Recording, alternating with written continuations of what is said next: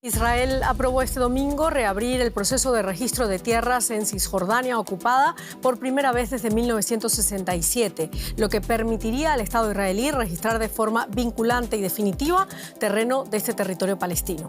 Con esto comenzamos. Los saluda Silvia Cabrera desde Berlín. Titulares.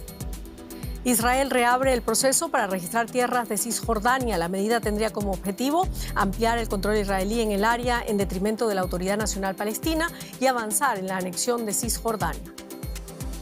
Autoridades iraníes viajan a Suiza para una nueva ronda de conversaciones con Estados Unidos sobre su programa nuclear.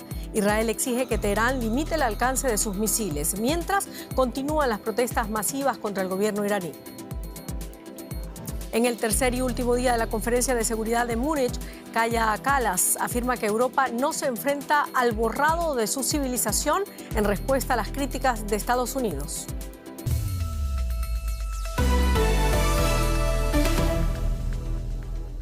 El gobierno de Israel aprobó este domingo reabrir el proceso de registro de tierras en Cisjordania ocupada por primera vez desde 1967. Esto permitirá al Estado israelí registrar como suyo de forma vinculante y definitiva esos territorios palestinos.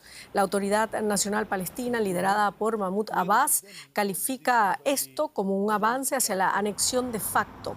La propuesta cumple con las aspiraciones del movimiento colono nacionalista, que considera Cisjordania como territorio israelí. Algunos de sus líderes pertenecen al ejecutivo de Benjamin Netanyahu, como Bezalel Smotrich, uno de sus ideólogos. Esta decisión contradice e incumple los acuerdos de Oslo. El Ministerio de Justicia israelí alega que solo se podrán inscribir las tierras pertenecientes a la zona C, que según los acuerdos de Oslo quedan bajo completa administración civil y militar israelí. La ONG de derechos humanos israelí Peace Now advierte de que esta medida puede generar un despojo masivo. Escuchemos a Agit Ofran, miembro de Peace Now y directora del programa que monitorea los asentamientos. El gobierno israelí ha decidido hoy abrir el registro de tierras en Cisjordania. Ha destinado más de 77 millones de dólares al registro de grandes extensiones de terreno en la zona C, en un proceso que acabará con el control gubernamental total sobre ese territorio, mientras que los palestinos tendrán que demostrar la propiedad de una forma que nunca podrán hacer. De esta manera, Israel podría hacerse con el 83% de la zona C, lo que supone aproximadamente la mitad de Cisjordania. Y ampliamos ahora con Maya Asiminovich en Tel Aviv. Maya, Israel anuncia que reabre el proceso para registrar tierras en Cisjordania por primera vez desde 1967. ¿Qué implica esta decisión? ¿Supone una anexión de facto, como denuncia Peace Now? ¿Vulnera los acuerdos de Oslo?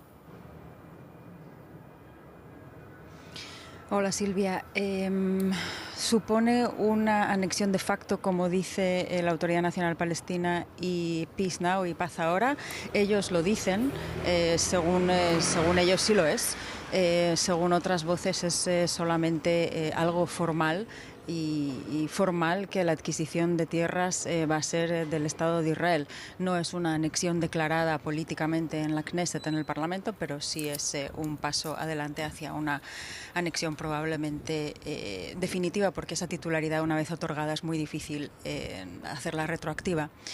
Los acuerdos de Oslo no decían nada en particular o específico sobre esto, sobre el territorio C, la zona C, que es, como decíais, israelí desde el punto de vista de la seguridad y de la administración civil.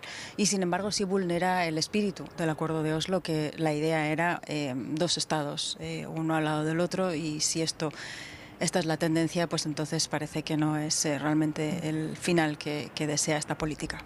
Claro, y este paso del gobierno de Netanyahu contradice el plan de 20 puntos de la administración Trump, que establecía que no habría anexión, asentamientos ni ocupación. ¿Cómo afecta a los esfuerzos de Estados Unidos por la estabilidad y la paz en la región?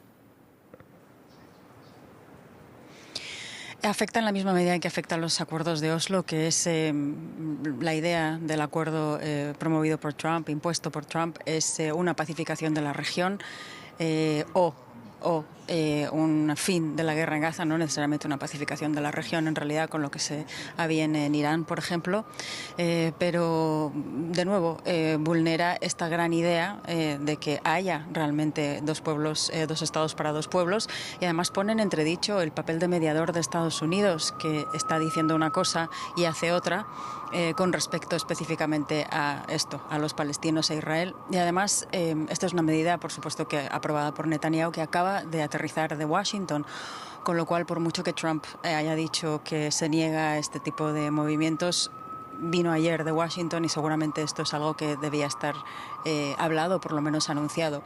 Así que está en un papel ambiguo Estados Unidos y así está yendo Israel, con la política también aprobada hace pocos días de afianzamiento y cambio en las reglas del juego en el territorio A y B de Cisjordania, de manera que están cambiando las reglas del juego en Cisjordania por parte de Israel de manera bastante definitiva. Muchísimas gracias, Maya Siminovich, desde Tel Aviv. Gracias, Silvia. Y al menos 13 personas murieron este domingo en ataques israelíes en la Franja de Gaza, según la Defensa Civil del Territorio Palestino, organización que opera bajo la autoridad de Hamás, considerada terrorista por varios países. La Defensa Civil indicó que los bombardeos alcanzaron zonas del norte y sur del enclave, incluidas carpas de desplazados. El ejército israelí afirmó que actuó en respuesta a una violación de la tregua por parte de milicianos armados. Hamás, por su parte, acusó a Israel de romper el alto el fuego vigente desde el 10 de octubre. De acuerdo con el Ministerio de Salud de Gaza, más de 600 personas han muerto desde la entrada en vigor de la tregua. Irán confirmó este domingo la celebración de una segunda ronda de negociaciones nucleares con Estados Unidos el próximo martes en Ginebra, hacia donde partió ya su ministro de Exteriores, Abbas Araghchi, acompañado de una delegación diplomática y técnica. En Teherán afirman estar dispuestos a examinar la cuestión nuclear a cambio del levantamiento de las sanciones estadounidenses, aunque descartan renunciar al enriquecimiento de uranio sin fines militares. El presidente estadounidense Donald Trump amenazó con lanzar un ataque militar si no se logra un acuerdo. Por su parte, el primer ministro israelí, Benjamin Netanyahu, exige desmantelar la capacidad de enriquecimiento de uranio de Irán y resolver la cuestión de los misiles balísticos. Y para conocer ahora la perspectiva que se tiene en Oriente Medio sobre este asunto, conectamos en Manama, Bahrein, con el analista político de esa región y del Golfo, Luciano Zácara. Luciano, gracias por acompañarnos. Bueno, Omán medirá la próxima semana en Ginebra en una nueva ronda de conversaciones entre Estados Unidos e Irán. Marco Rubio afirmó que las negociaciones con Irán serán complicadas. ¿Qué podemos esperar de ellas? Bueno, por ahora siguen siendo conversaciones indirectas, lo que implica que americanos e iraníes no se verán la cara directamente, sino que estarán mediados justamente por Omán, que irá de una oficina a otra transmitiendo lo que vayan decidiendo, lo que vayan presentando cada uno. No creo que vayamos a ver muchos avances. Por ahora todo lo que se dice es que las posturas siguen estando exactamente igual que como las dejamos en la última ronda, aunque hay ciertos rumores o algunos medios como el New York Times han dicho que algunas fuentes dentro de Irán han admitido que podrían poner algo del tema de los misiles en la mesa de negociaciones. Algunos consideran que esto es simplemente para ganar tiempo, porque Irán no quiere negociar absolutamente nada que tenga que ver con el programa de misiles nucleares, para evitar que haya otro ataque de Estados Unidos. Hay que tener en cuenta que la flota del segundo portaaviones está llegando. Yo no soy muy optimista en que se pueda llegar a algo. Creo que lo máximo que podemos esperar es que haya una tercera ronda de conversaciones establecidas para dentro de poco, sin que haya un ataque de Estados Unidos en el corto plazo.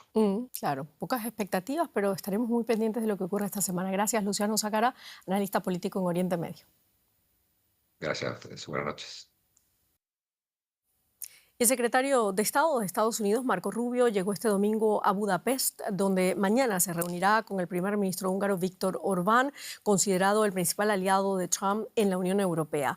Rubio llega tras participar en la Conferencia de Seguridad de Múnich y reunirse con el primer ministro eslovaco Robert Fico.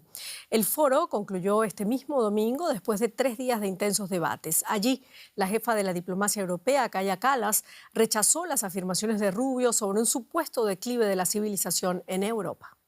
La conferencia comenzaba con la sentencia del orden mundial, según Merz. Bajo destrucción. Pero ¿cuál ha sido la conclusión principal?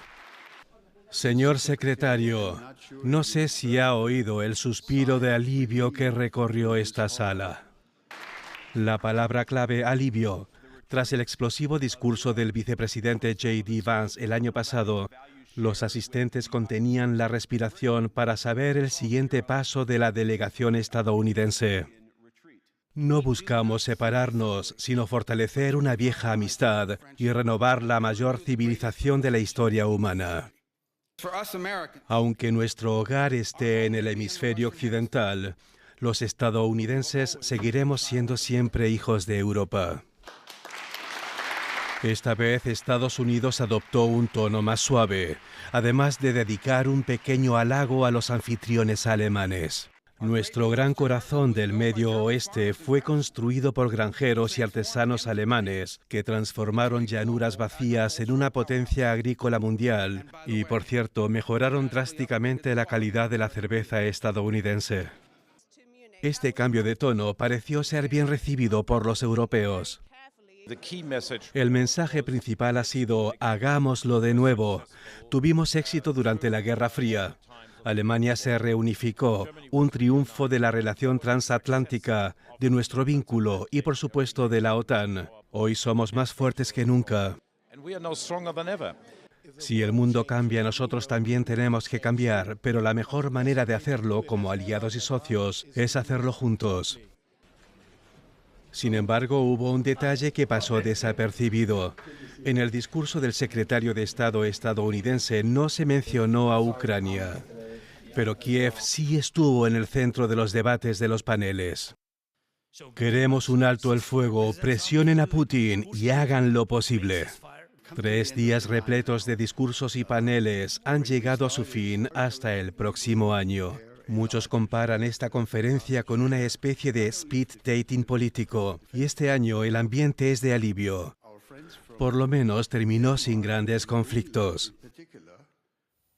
Y Delcy Rodríguez eliminó por decreto programas sociales y 7 fundaciones del entramado chavista que dependían del Ejecutivo. La presidenta interina de Venezuela, tras la captura de Nicolás Maduro por Estados Unidos, ordenó una reorganización que alcanza a organismos cuestionados por opacidad y corrupción.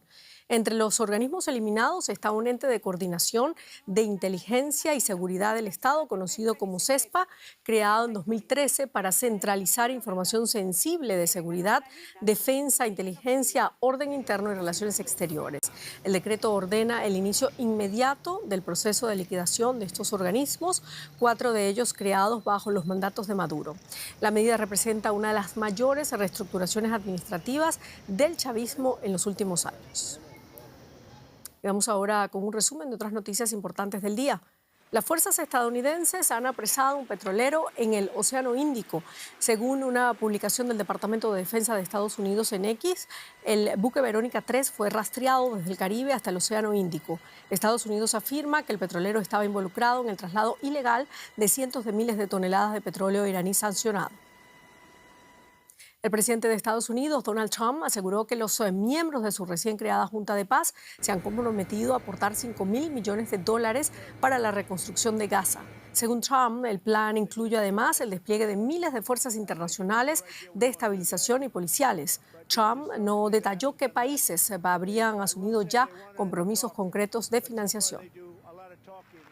Y el líder de la oposición húngara, Péter Mája, ha lanzado la campaña de su partido de cara a las elecciones de abril. Prometió devolver Hungría al bloque europeo. Mája fundó en 2024 el partido de centro-derecha Tisza y acusa al primer ministro nacionalista Viktor Orbán de una mala gestión de la economía y de los servicios sociales.